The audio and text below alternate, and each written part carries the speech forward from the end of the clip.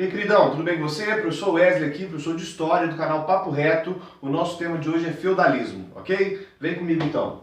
Quando a gente fala de feudalismo, muita gente ouve falar sobre feudalismo muitas vezes. A primeira coisa que eu queria que você deixasse bem clarinho na sua mente aí é que quando a gente fala de feudalismo, a gente está falando de uma mescla, de uma mistura de costumes romanos com costumes germânicos, ou ainda costumes bárbaros. Você vai se lembrar que os romanos vão encarar todos aqueles caras que não têm o mesmo idioma, a mesma cultura, que não vivem na mesma região que eles, como bárbaros. Então esses caras aqui são caras que habitam fora daquele encontro de Roma, fora do território dominado por Roma. Mas esses caras, quando chega ali no século V, um dos motivos para a queda do Império Romano, um dos vários motivos que a gente podia elencar aqui, que não é o objetivo da nossa aula, mas a crise escravista, a Pax Romana, o cristianismo, um dos motivos é aqueles que a gente chama de migração bárbara, ou migrações germânicas. Os povos germânicos estão no entorno do Império Romano, por conta da fragilidade política e militar que o Império Romano acaba se encontrando, vão migrar para dentro do território romano, também expulsos lá por conta dos hunos, sofrendo aquela pressão toda. Eles vão migrar para dentro do Império Romano e vão acabar esfacelando o Império Romano. No ano 476 o Império Romano cai, a parte ocidental do Império Romano, né? Porque a gente ainda vai ter a parte oriental do Império Romano, lá com sede em Constantinopla, mas os romanos então agora vão tomar conta da Europa. Durante 2 séculos, aproximadamente, os germânicos vão estar aqui na Europa. E eles vão deixar parte dos seus costumes, ou seja, parte dos costumes germânicos, dos costumes bárbaros vão ser adequados, vão ser adquiridos pela sociedade europeia, por aquela região, e os germânicos também vão adotar alguns dos costumes romanos, como, por exemplo, a religião e alguns outros detalhes que nós vamos ver daqui a pouco. Então, quando a gente fala de feudalismo, você tem que sempre lembrar que nós vamos ter relações aqui muito baseadas na mistura, na mescla, nessa junção desses dois valores romanos e valores germânicos, tá bom? Para você entender um pouquinho do feudalismo, você tem que entender os antecedentes. Um dos antecedentes nós já falamos aqui, é a queda de Roma. Você percebe que quando Roma cai, quando Roma deixa de existir, quando Roma é destruída e invadida pelos bárbaros, nós vamos ter um período de adaptação. Os caras vão chegar ali na Europa, vão estabelecer os seus reinos e a Europa então vai ser fragmentada. Há vários povos dominando pequenos territórios dentro da Europa, há vários povos disputando poder ainda, disputando lugares, energia, disputando territórios, mas a Europa vai levar 2 séculos para que ela se adeque, para que os povos germânicos que estão ali possam se habituar àquela terra. Depois de aproximadamente 2 séculos vai surgir aquele que é o primeiro reino franco, o primeiro reino germânico, o primeiro grupo bárbaro que vai se organizar de maneira parecida com aquilo que a gente tem hoje como um reino. Então, os primeiros caras a fazer isso vão ser os caras que chamam francos, um povo bárbaro chamado francos. Os francos se organizam nesse reino. Um cara que vai unificar as tribos francas vai ser um cara que chama Meroveu, e o primeiro rei dos francos vai ser um cara que chama Clovis. Então já lá no século VI, século VII, quase, depois de Cristo, ou seja, quase 200 anos depois que os germânicos são estabelecidos aqui na Europa, esse cara que chama Meroveu vai conseguir unificar todas as tribos francas sob um só governo. Logo depois, o seu neto, o cara que chama Clovis, coloca então e se coloca como primeiro rei dos francos.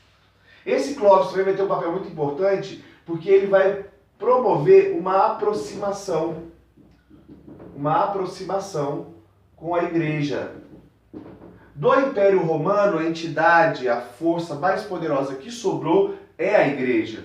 Muitos dos habitantes e dos moradores daquela região da Europa são cristãos, devotam do cristianismo e respeitam a igreja. Então Clovis promove uma aproximação com a igreja. Clovis tem uma esposa que chama Clotilde, segundo reza a tradição e a lenda, Clotilde é cristã, Clotilde é católica, e um dia o Clovis faz uma promessa que se ele fosse a uma batalha e vencesse aquela batalha, ele se tornaria cristão. Ele vai à batalha, vence a batalha, volta e se torna cristão, por causa da Clotilde, mas também por conta do interesse que ele tinha, porque ele percebeu que do lugar onde ele governava, o lugar onde os francos habitavam, haviam muitos cristãos. Ou seja, seria mais fácil para o Clóvis agora, então, denominado cristão, ter o apoio desses líderes para que ele pudesse unificar e ser o rei de todos os francos, ok? Essa dinastia vai ser uma dinastia que chama de Merovingia. Depois da dinastia Merovingia, nós vamos ter uma dinastia que chama Carolíngia, por causa de um sujeito que chama Carlos Martel.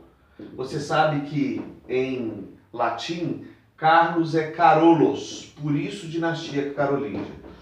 Há uma expansão islâmica, nesse mesmo momento em que a gente tem aqui a formação do Império Merovingio e da dinastia carolíngia, vai haver no Oriente uma expansão islâmica. O Maomé já divulgou sua mensagem, eles já vivem lá aquela jihad, e a Europa está sendo pressionada por uma invasão árabe. Portanto, que a Península Ibérica, onde hoje é Espanha e Portugal, já está tomada pelos árabes, onde a gente tem lá o Califado de Córdoba. O norte da África já está tomado pelos muçulmanos, o mar Mediterrâneo já está tomado pelos muçulmanos, e agora os muçulmanos tentam entrar pela Europa através das fronteiras de onde hoje seria a França e a Alemanha. Vai haver uma batalha que chama Batalha de Poitiers. Carlos Martel vence essa batalha. Carlos Martel é um sujeito que a gente chama de domus do palácio, ou prefeito do palácio, que é um órgão administrativo da dinastia Merovingia. O Carlos Martel, então, vence essa Batalha de Poitiers, passa a ser conhecido como protetor da cristandade e logo, logo vai ganhar poder e força para tirar a dinastia Merovingia e estabelecer a dinastia carolíngia aqui. Agora que a dinastia carolíngia estabelecida, Carlos Martel vai morrer e o sujeito mais importante dessa dinastia é um cara que chama Carlos Magno. Carlos Magno, lembrando, é um germânico. Magno é um germânico. É um sujeito que vem de uma dinastia germânica, um guerreiro, lutador, daqueles povos que haviam invadido o Império Romano, migrado do Império Romano, e já estavam ali há 200, 300 anos e agora podiam ser considerados habitantes daquela região. Carlos Magno, então, promove uma série de reformas. Uma das reformas mais importantes é a definitiva aproximação com a Igreja. Ou seja, Carlos Magno vai formar aquilo que a gente chama Sacro Império Romano Germânico. Ele, numa cerimônia no dia de Natal, ele se ajoelha e o Papa coroa ele, fazendo uma referência de que a Igreja era mais importante que ele, mas que a Igreja agora entendia que ele era o escolhido de Deus para reinar e para governar sobre todos aqueles caras ali. Nesse momento, então, aqui é uma união muito forte, uma junção entre o poder carolíngio, o poder dos germânicos e o poder dos romanos. Olha o nome do império dele, Sacro Império Romano Germânico. Olha aqui, essa mistura sacro da igreja, império relembrando que Roma foi, e romano e germânico trazendo essa união, essa fonte. O nosso querido Carlos Magno vai fazer um renascimento, chama Renascimento Carolíngio, vai reabrir escolas, vai incentivar a cultura, mas ele vai fazer uma reforma administrativa, e é essa reforma administrativa que nos interessa aqui. Quando o Carlos Magno faz essa reforma administrativa, ele cria funções. Ele faz uma divisão administrativa e divide o reino em condados, ducados e marcas. Regiões administrativas, lugares onde ele podia agora ter pessoas que vão tomar conta dessas unidades administrativas que ele criou. As marcas, por exemplo, vão ser marcas que vão ser criadas para a proteção do reino. Então, nesse contexto aqui, o Carlos Magno vai criar então agora uma elite dentro daquele grupo ali de administração que ele tinha. Então agora ele vai criar os condes, os duques e os marqueses. Ou seja, ele cria uma elite administrativa para a qual ele vai dar terras para que esses caras administrem e solicita desses caras que eles tenham uma fidelidade com eles. Ou seja, em troca dessas terras que vocês vão administrar, eu preciso da fidelidade militar e da fidelidade financeira que vocês têm por mim. Em outras palavras, o que o nosso querido Carlos Magno cria aqui vai ser aquilo que, num futuro muito próximo, nós vamos descobrir, vai se chamar de nobreza. Você vai se lembrar que lá no Império Romano a gente tinha os patrícios, né? E agora aqui nós não temos mais aquela elite por nascimento, mas o nosso querido Carlos Magno cria uma elite administrativa chamada de nobreza, formada por condes, duques e marqueses. Isso é importante você saber.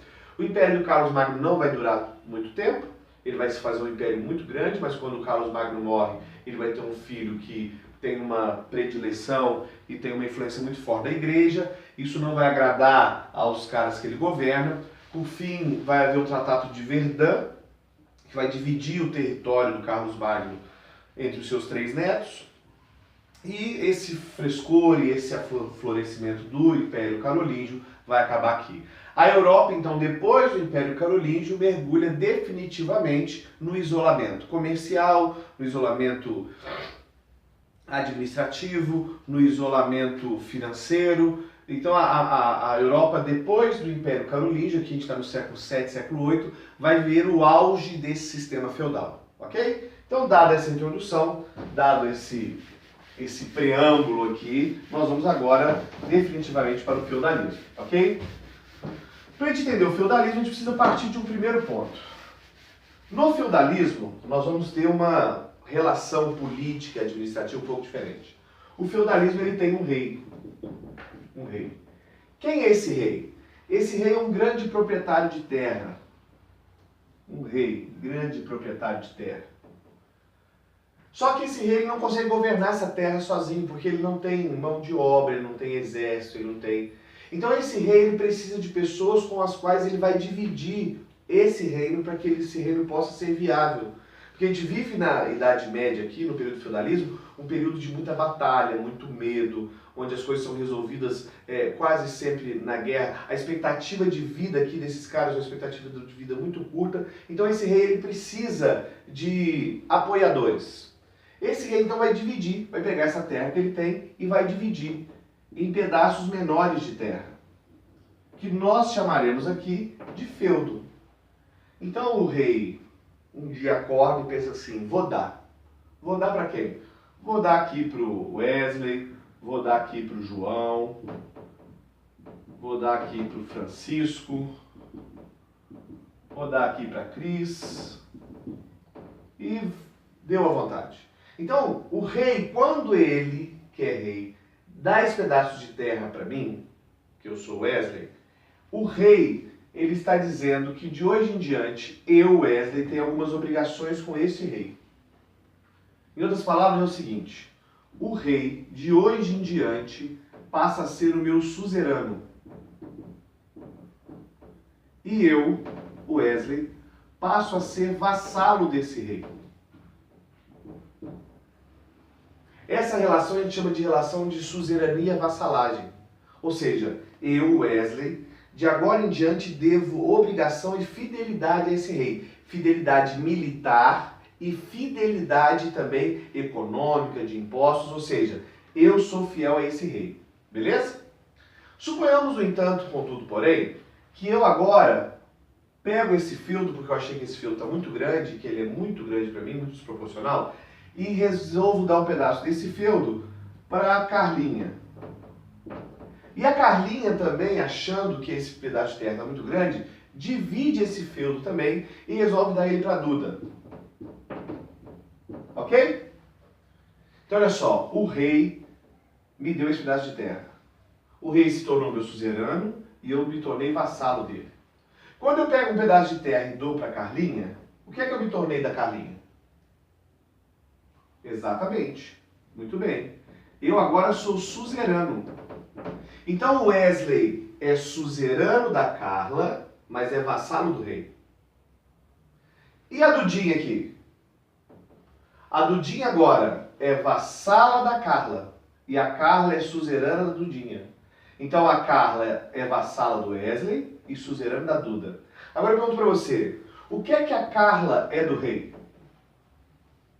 Aqui está a chave desse segredo quando a gente fala de descentralização do poder. A Carla não é nada do rei. Por quê? Porque essa relação de suzerania e vassalagem, ela é inspirada numa relação bárbara, germânica, que é chamada de comitatus. No comitatus bárbaro, o sujeito, o indivíduo, ele era fiel ao líder da tribo que ele tinha, ou seja, ele tinha um juramento de fidelidade em troca de terras e dos bens que se conseguia na batalha, mas ele respeitava e tinha um juramento à figura, à pessoa, ao líder. e não a posição que ele ocupava. Vou exemplificar o que eu quero dizer para você. No Império Romano, por exemplo, nós temos a figura do imperador. E na figura do imperador, o Império Romano, ele respeitava a figura do imperador. Então não importa quem seja o imperador, nós respeitamos a quem ocupar aquele cargo. Ou seja, eu não respeito a pessoa, eu respeito o cargo. Nos nossos dias, hoje no Brasil, a gente vive isso. Exemplo, nós temos um presidente da República que tem 95% de desaprovação popular.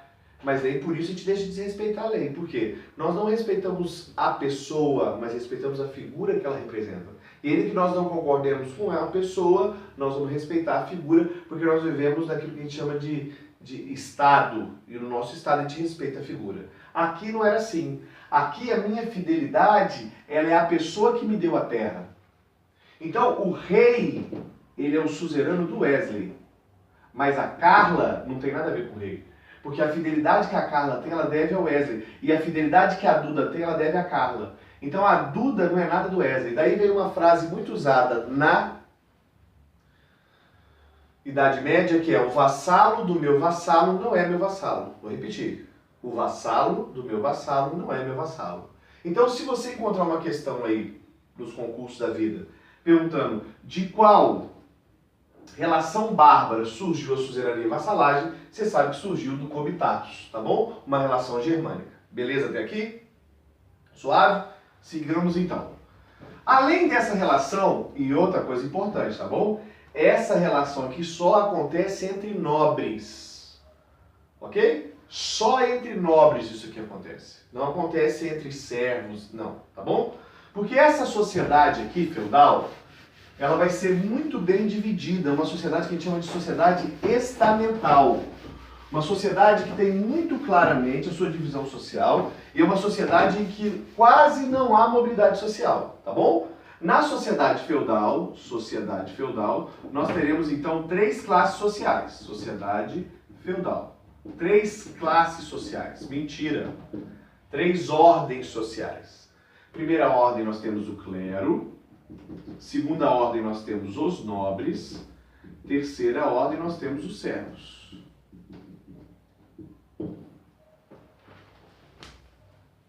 Ok? Então olha só, na sociedade feudal nós temos o clero, os nobres e os servos. Esse clero aqui, eles são os que oram. Esses nobres são os que lutam.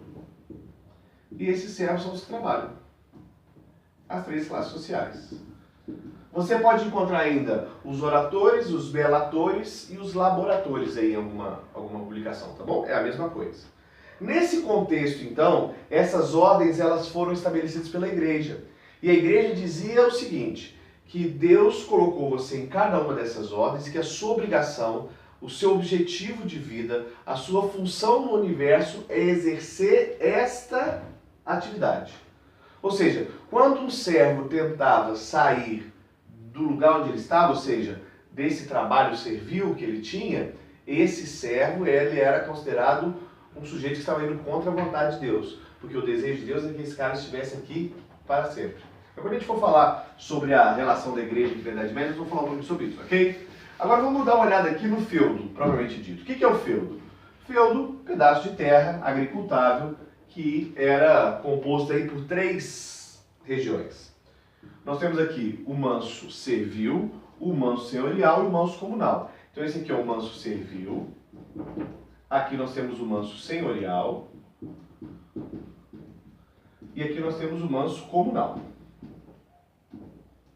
Ok? Aqui é onde vivem os servos, aqui é onde vive o senhor, e aqui é onde normalmente são colocados os bosques, as pastagens, é aqui que acontece toda essa coisa. Beleza?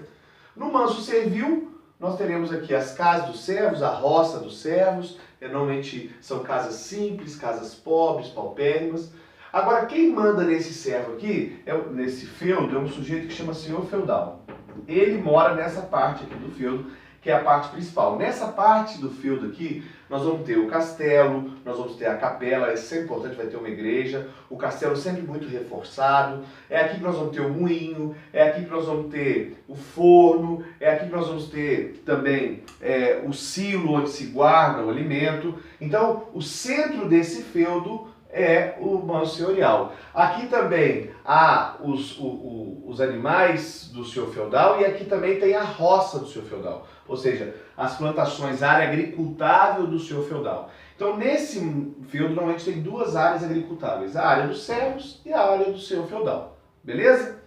Esse servo que mora aqui, ele vai viver sob um regime que a gente chama de regime de servidão.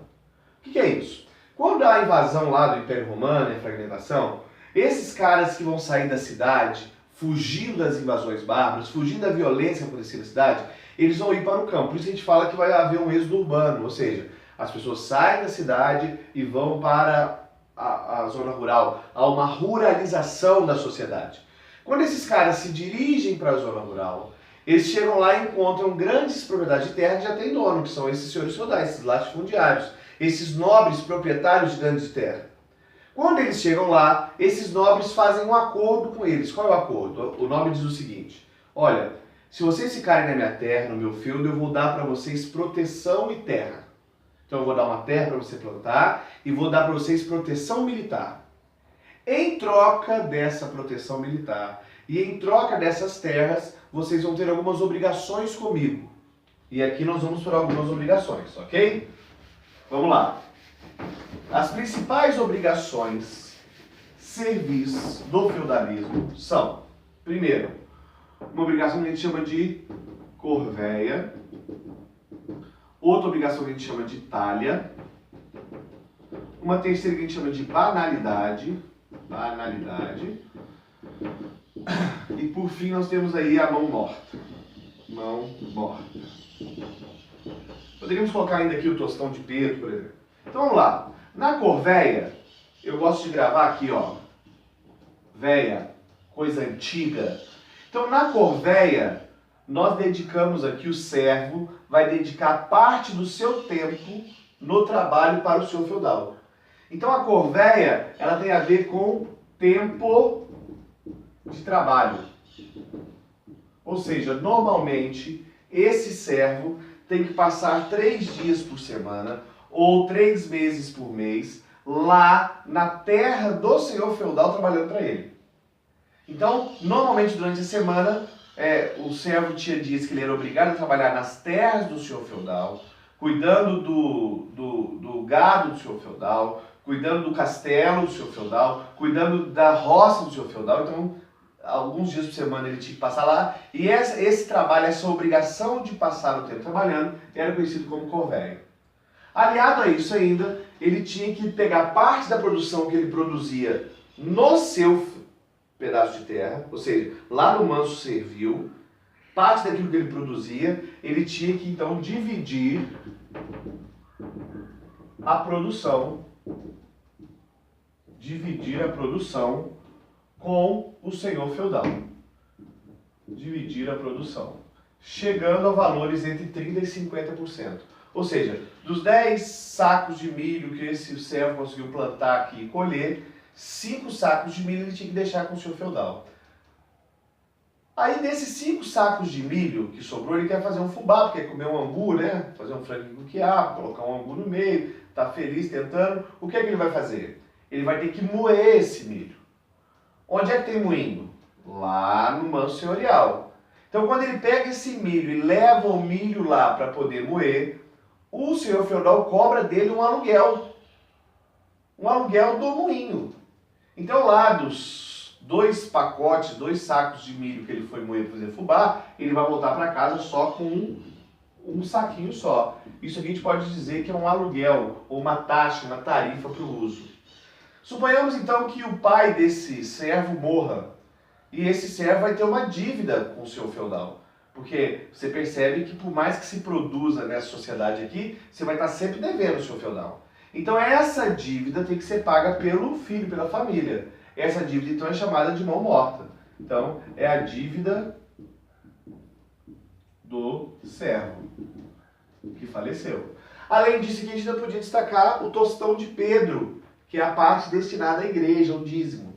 Então, você percebe que o servo ele vai ter uma vida muito miserável, porque ele já vive num lugar que não é dele. já tem uma produção difícil e pequena. E da produção difícil e pequena que ele tem que tirar o tempo do trabalho para trabalhar, para passar lá no manso senhorial, ele tem que dividir a produção que ele tem que pagar aluguel por tudo que ele usa, e no final da vida, quando alguém da família morre, ele ainda fica com a dívida desse cara, e de tudo que lhe sobra, ele ainda precisa contribuir com a igreja. Por isso, a vida de um servo na Idade Média, no feudalismo, é uma vida muito miserável, muito difícil. Aí você pergunta, qual a diferença para a escravidão? Muito boa pergunta. Eu imaginei que você passou por ser um rapaz inteligente e pensou nisso aí na sua cabeça, porque pensar na cabeça do outro é difícil. Esse servo aqui, ele não está preso ao Senhor. Ele não é propriedade do Senhor, ele está preso à terra. Então, você vai perceber que a escravidão, ela sempre gira em torno da ideia de propriedade. É lógico que esse sistema aqui é um sistema indigno, injusto, que vai colocar as pessoas em grande dificuldade. Mas a gente ainda não pode dizer que isso aqui é escravidão. A gente vai dizer que é uma servidão, ok? Muito amparada essa ideia aqui pela igreja. A igreja, nesse momento aqui, vai ter um papel muito importante. Por quê? Porque você percebe que nessa sociedade que a gente vive, no feudo, vai começar a haver um isolamento. Cada feudo vive o seu próprio mundo. Ou seja, a Europa ela está isolada comercialmente. Por quê? O mar Mediterrâneo está fechado pelos árabes, a Península Ibérica também está fechada pelos árabes, eles estão ali com medo dessas invasões. Então, a Idade Média é uma idade de muito medo, em que a sociedade tem muito medo da morte. Boa parte das crianças, alguns historiadores chegam a relatar que de cada 10 crianças, 6 não chegavam aos 2 anos de idade. Então a morte estava muito presente. Você podia morrer por causa de uma unha encravada. Você podia morrer... A maior causa de morte da Idade Média é desidratação por diarreia. A higiene é muito pouca. A morte é muito presente. Há batalhas o tempo todo, invasões, o medo é muito grande. Então essa ideia de que o mal está presente na sociedade, ela se dissemina. Inclusive, há muitos historiadores e relatos, mesmo de padres, em que a própria igreja fomentava essa ideia de que era mais necessário temer o diabo do que adorar a Deus.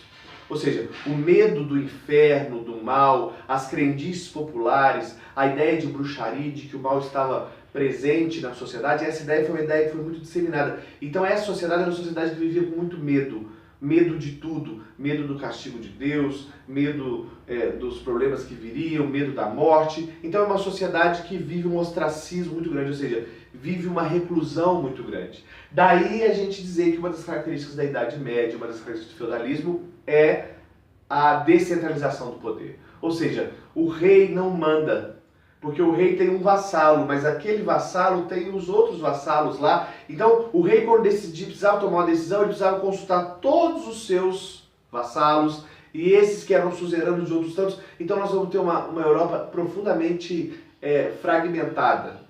Esse período do feudalismo é um período também em que nós temos que se lembrar que a política é fragmentada, que o comércio é muito pouquinho. Não é que o comércio se extingue, mas vai haver muito pouco comércio, muito porque os árabes estão pressionando ali. Vai haver um esvaziamento das cidades, ou seja, vai ter pouca gente nas cidades, isso também contribui para que não haja grande comércio.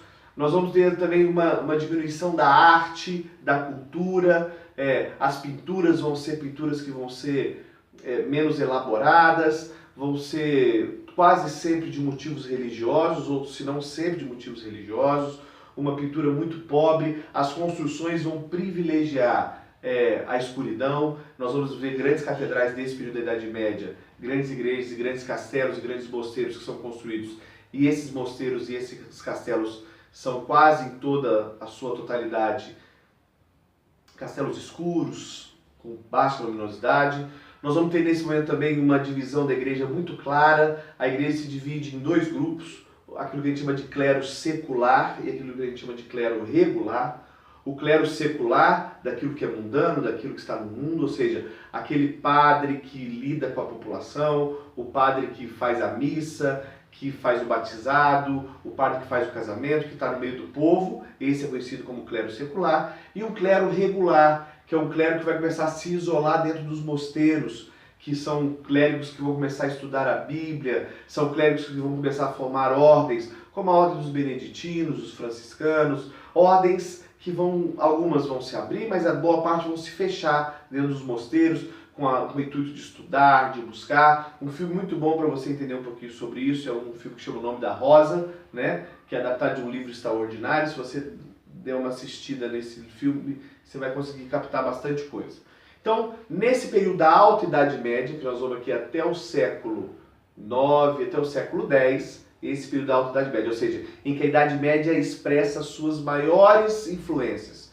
Isolamento comercial, isolamento religioso, isolamento comercial, isolamento político, unificação religiosa. A Igreja Católica é a grande mandante desse período, a detetora do monopólio intelectual das pessoas. E nós vamos ter aqui um medo da morte muito grande, nós vamos ter essa relação suzerania vassalagem estimulada pelo comitatus, nós vamos ter essa relação do servo com o senhor feudal, essas obrigações feudais todas, e nós vamos ter uma Idade Média, um feudalismo muito emergido e misturado com a pobreza, com a miséria. Essa vai ser a realidade desse primeiro momento do feudalismo, que a gente chama de Alta Idade Média, tá bom? Na próxima aula agora a gente começa então Baixa Idade Média, vamos ver um pouquinho de Cruzada, e aí Renascimento, e a gente começa a entender como é que essa Idade Média vai acabar e vai começar aquilo que a gente chama de Idade Moderna, né? Aquela idade em que vão haver os grandes avanços, as grandes navegações, mas isso daqui a pouco, tá bom? Eu te aguardo, um beijo e Feliz Natal!